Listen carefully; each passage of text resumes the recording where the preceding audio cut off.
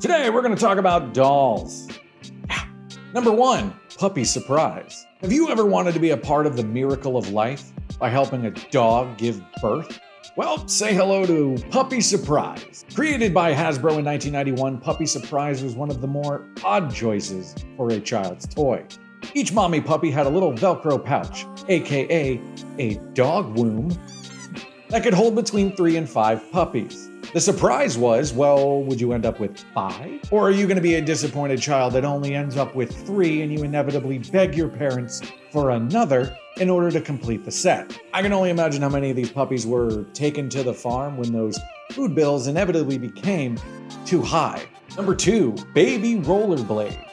I don't know if you know this, but there was a time in the 90s where you legally had to own and use a pair of rollerblades at least once a week.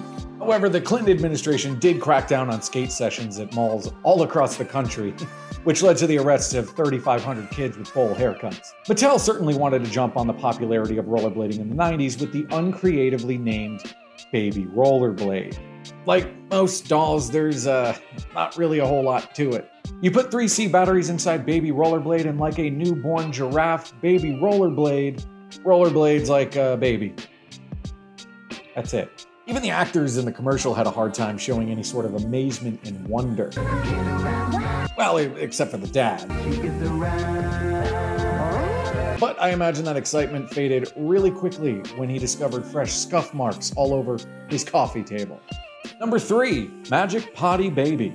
And I learned more about dolls that go to the bathroom than I had ever imagined I would. And on my deathbed, I hope that my last words aren't something stupid like, Magic Potty Baby, I'm so glad that you're mine.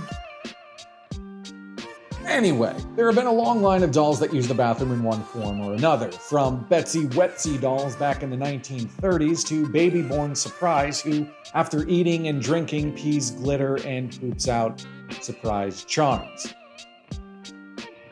Yeah, that's gross. In the 90s, Tyco wanted to get away from the dolls that would wet their pants or become surprise squirt guns, so they introduced Magic Potty Baby, which, in all honesty, is a pretty cool concept. You know, I don't really feel right calling this thing cool, but like those mind-blowing baby bottles that you turn upside down and the milk disappears, MPB does the same, but it's with a see-through toilet. I don't really want to talk about this one anymore, but here's a fun fact from the world of diaper wetting dolls. There was a patent infringement lawsuit in the 30s that, thankfully, ruled bodily functions couldn't be patented.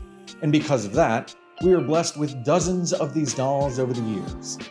So, win. Number 4, Suzie Stretch.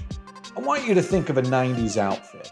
It's bright, has a lot of patterns, maybe even a cool substitute teacher vest. That looks sharp. Okay, now imagine it on a doll with Slender Man proportions, a polite smile, and eyes that seem to question its very existence. Let me introduce you to Suzie Stretch, a doll that you slip your feet into, wrap her arms around your waist, and do cartwheels with, if you can. If you're talented enough to perform acrobatic moves, you probably think that this doll is seriously amazing. But if you're anything like me, I hope not, but if you're anything like me, you'll likely just fall on your face and lose a tooth, while your Suzie Stretch smugly walks away without a scratch on her. Oh, and did I mention that Suzie Stretch also has a face on the back of her head? Yeah, like some sort of cosmic horror, you flip Suzie Stretch over at bedtime to reveal a sleeping face. What an absolute nightmare. And that's going to do it for this episode of I Miss the 90s. I'm Mike O'Connor. Later, dudes.